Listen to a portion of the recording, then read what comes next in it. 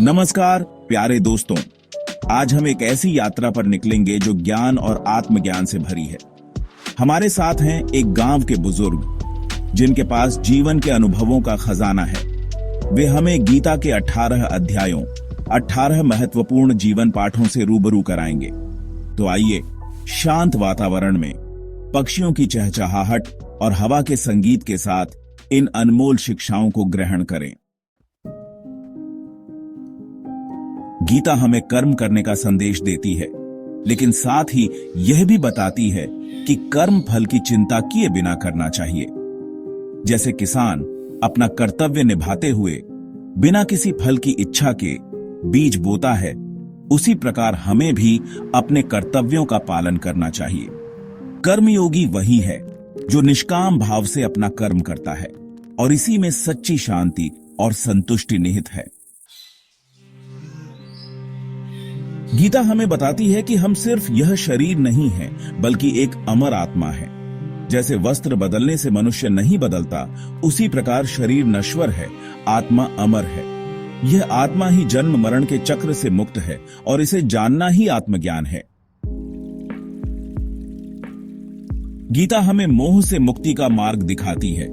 जैसे कमल का फूल कीचड़ में खिलता है, लेकिन कीचड़ से अछूता रहता है, उसी प्रकार हमें भी संसार में रहकर संसार से निरपेक्ष रहना चाहिए। मोह माया का जाल है और इससे मुक्ति ही सच्ची स्वतंत्रता है। चैप्टर 4 गीता हमें आत्म अनुशासन का महत्व बताती है। जैसे एक कुशल तीरंदाज अपने लक्ष्य पर ध्यान केंद्रित करके तीर चलाता है, उसी प्रकार हमें भी अपने मन को नियंत्रित करके अपने लक्ष्य की ओर अग्रसर होना चाहिए। आत्म अनुशासन ही सफलता की कुंजी है। चैप्टर 5 गीता हमें श्रद्धा और विश्वास का महत्व बताती है। जैसे एक छोटा सा दीपक अंधेरे को दूर कर सकता है, उसी प्रकार हमारे अंदर छिपी हुई श्रद्धा भी हमें मुश्किलों से पार करा सकती है। आस्था ही जीवन का सच्चा सहारा है। चैप्टर 6 गीता हमें ज्ञान प्राप्ति का मार्ग दिखाती है। जैसे एक प्यासा हिरण पानी की तलाश में भटकता है, उसी प्रकार हमें भी ज्ञान की तलाश में लगा रहना चाहिए। सच्चा ज्ञान ही हमें अज्ञानता के अंधकार से मुक्त कर सकता है। चैप्टर 7 गीता हमें योग का सच्चा स्वरूप समझाती है। योग सिर्फ शारीरिक अभ्यास नहीं है, बल्कि यह तो हमें अपने आत्मा से जोड़ने का माध्यम है। जैसे नदी समुद्र में मिलकर एक हो जाती है, उसी प्रकार योग के माध्यम से हम भी परमात्मा में लीन हो सकते हैं।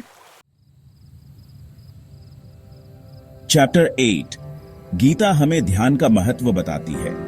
जैसे एक शांत झील में हमें अपना प्रतिबिंब साफ दिखाई देता है, उसी प्रकार ध्यान के माध्यम से हम अपने अंदर झांक सकते हैं, अपनी वास्तविकता को जान सकते हैं। ध्यान ही हमें मन की चंचलता से मुक्ति दिलाता है। चैप्टर 9 गीता हमें कर्म के सिद्धांत से अवगत कराती है। जैसे हम बोते हैं वैसे ही काटते हैं, उसी प्रकार हमारे कर्म ही हमारे भविष्य का निर्माण करते हैं। अच्छे कर्म अच्छे फल और बुरे कर्म बुरे फल देते हैं। हमें हमेशा धर्म के मार्ग पर चलकर शुभ कर्म करने चाहिए। गीता हमें नम्रता का महत्व बताती है। जैसे एक भरा हुआ घड़ा हमेशा झुका रहता है, उसी प्रकार हमें भी अपने ज्ञान और सफलता पर घमंड नहीं करना चाहिए। नम्रता ही हमें सच्ची बुद्धि और सम्मान दिलाती है। गीता हमें भक्ति का महत्व समझाती है। जैसे एक नदी अपने आप को समुद्र में मिला देती है, उसी प्रकार हमें भी अपने आप को ईश्वर के चरणों में समर्पित कर देना चाहिए। सच्ची भक्ति ही हमें मोक्ष का मार्ग दिखाती है। गीता हमें वास्तविकता का ज्ञान कराती है। यह संसार क्षणभंगुर है, जैसे एक सपना। सच्ची वास्तविकता तो परमात्मा है जो अजर अमर है। हमें इस क्षणभंगुर संसार में न उलझकर परमात्मा की ओर अपना ध्यान केंद्रित करना चाहिए। चैप्टर 13 गीता हमें धर्म का पालन करने की प्रेरणा देती है। धर्म ही हमें सही और गलत का ज्ञान कराता है।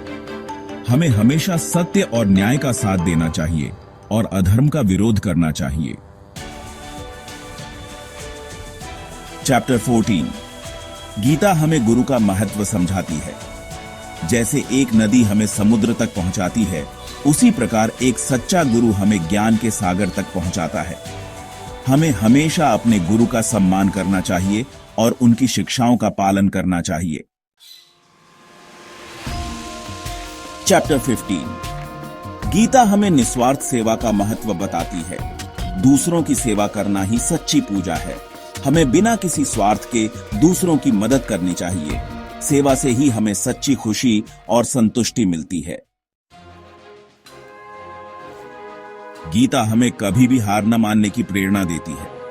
जैसे एक छोटी सी चींटी भी अपने लगातार प्रयासों से अपना लक्ष्य प्राप्त कर लेती है, उसी प्रकार हमें भी कठिनाइयों से घबराए बिना अपने लक्ष्य की ओर बढ़ते रहना चाहिए।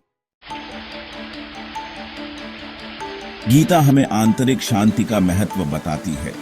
सच्ची शांति बाहर नहीं, बल्कि हमारे अंदर ही है। हमें अपने मन को शांत रखना चाहिए और नकारात्मक विचारों को अपने ऊपर हावी नहीं होने देना चाहिए। गीता हमें जीवन के अंतिम लक्ष्य से अवगत कराती है। जीवन का उद्देश्य सिर्फ खाना पीना और सोना नहीं है, बल्कि मोक्ष प्राप्ति है। मोक्ष का अर्थ है जन्म मरण के चक्र से मुक्ति पाना और परमात्मा में लीन हो जाना। तो देखा दोस्तों, गीता के ये 18 पाठ हमें जीवन जीने का सही तरीका बताते हैं। कर्म करो, लेकिन फल की चिंता मत करो। अपने कर्तव्य का पालन करो, सच्चाई और ईमानदारी से जियो और परमात्मा पर विश्वास रखो। यही जीवन का सार है।